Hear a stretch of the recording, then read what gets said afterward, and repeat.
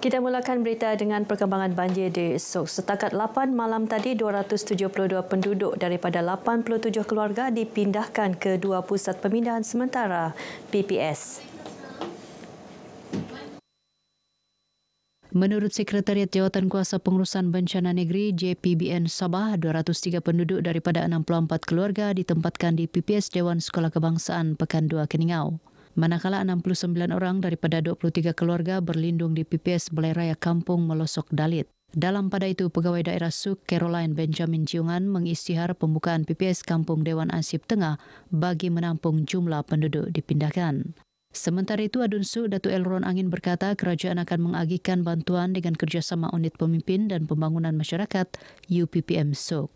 Langkah pertama itu ialah untuk penyelamatan dan melihat apa keperluan mangsa-mangsa banjir tersebut. Dan ini sudah kita buat sejak kemarin lagi. Beliau menyatakan demikian kepada pemberita selepas merasmikan Pesta Keamatan Mukim Ansip Tengah di Dewan Datuk Elron Kampung Biah Keningau. Yang kami salurkan di PPS ini ialah makanan berbungkus halal untuk menampung mangsa-mangsa yang berada di PPS ini.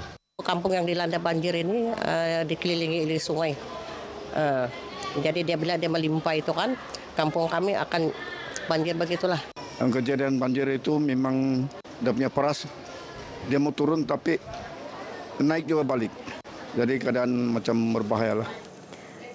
Persatuan Golf Sabah SGA mengambil inisiatif menganjurkan projek komuniti dengan mengadakan pemeriksaan mata dan agihan cermin mata percuma. Adun Kundasang, Datuk Seri Panglima Dr. Joakim Kunsalang berkata projek amal itu memberi tumpuan kepada pelajar sekolah dan penduduk kawasan luar bandar. Projek ini berlangsung sehingga hari ini di Pekan Kundasang. Orang ramai dialu-alukan untuk sama-sama memanfaatkan program ini.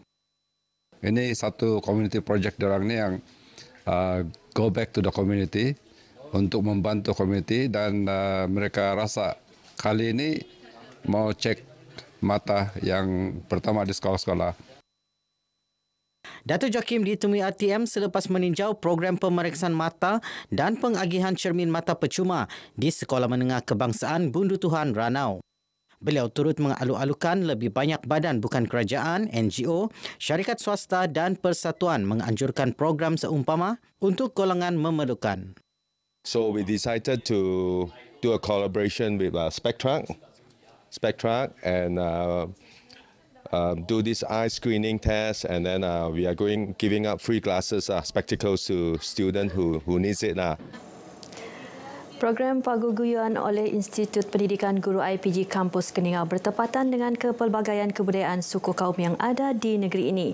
Timbalan Ketua Menteri Datuk Seri Panglima Dr. Jeffrey Kitingan menyifatkan program seumpama itu dapat mendedahkan kekayaan warisan nenek moyang untuk diketengahkan ke peringkat global. Ia juga bersesuaian dengan peranan IPG Kampus Keningau sebagai pusat kecemerlangan pedagogi pedalaman. Paguyuban merupakan perkataan yang berasal daripada bahasa Murut bermaksud gotong royong dan dalam bahasa dusun mita tabang. Datuk Dr. Jeffrey menyatakan demikian ketika berucap merasmikan program paguyuban kali ke-15 di SK Kuala Monsok Tambunan. Teks ucapan beliau dibacakan setiausaha politiknya, Justin Yon Soding. Seramai 40 siswa pendidik terdiri Sabah, Sarawak dan Semenanjung menyertai program 3 hari ini.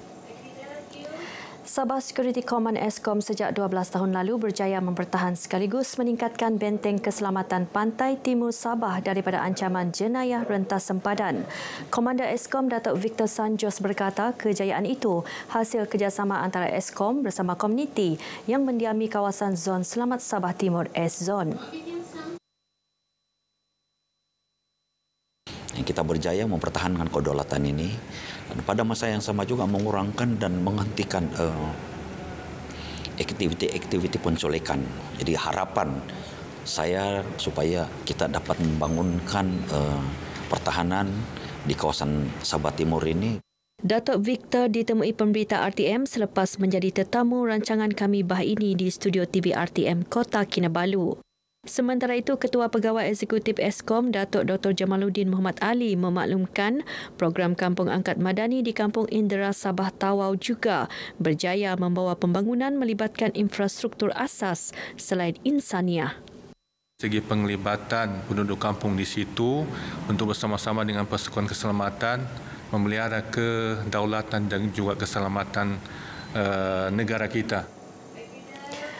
Lebih 3,000 belia di daerah Kudat berjaya dijejaki dalam program Kembara Kerjaya Madani. Program 2 hari yang bermula di Dewan Tun Mustafa berakhir di Pulau Banggi, Kudat.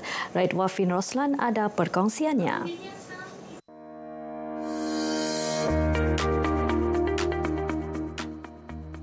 Program Kerjaya Madani kali ini anjuran bersama Suruhanjaya Perkhidmatan Awam Eastern Sabah Security Command Eskom dan My Future Job.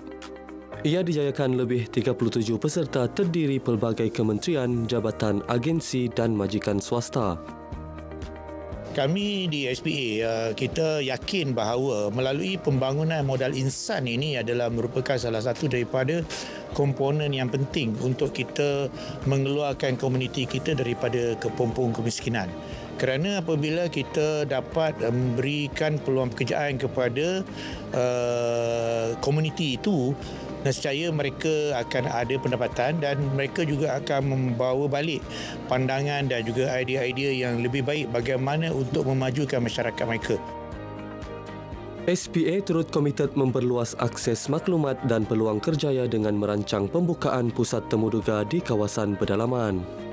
Ketika ini hanya terdapat 3 pusat temuduga SPA di Sabah iaitu di Kota Kinabalu, Sandakan dan Tawau. Sementara itu, Ketua Pegawai Eksekutif Eskom, Datuk Dr. Jamaluddin Muhammad Ali percaya program seumpama mampu meningkatkan kefahaman orang ramai tentang Eskom sekaligus menarik minat anak muda untuk menyertai pasukan keselamatan. Eskom ini beroperasi di kawasan A-Zone melibatkan kawasan seluas lebih kurang 1,400 km persegi daripada Kudat hingga Tawau. Jadi itu memerlukan kerjasama yang padu daripada agensi-agensi lain. Kita tidak dapat mensejahterakan kawasan-kawasan itu tanpa penglibatan yang mantap daripada agensi-agensi lain. Program hal ini merupakan satu peluang keemasan untuk anak-anak ini melihat apakah peluang-peluang masa depan yang bakal mereka peroleh. Saya harap kerajaan Madani ini diorang dapat membantu golongan belia macam kami supaya ia dapat memberi peluang kepada kami untuk mendapat kejayaan pada masa hadapan. Semoga program seperti ini diperluas ke daerah-daerah lain khususnya di kawasan pedalaman agar lebih ramai belia pencari kerja dijejaki sekaligus mengurangkan kadar pengangguran di negeri ini. Raid Wafin Roslan, RTM.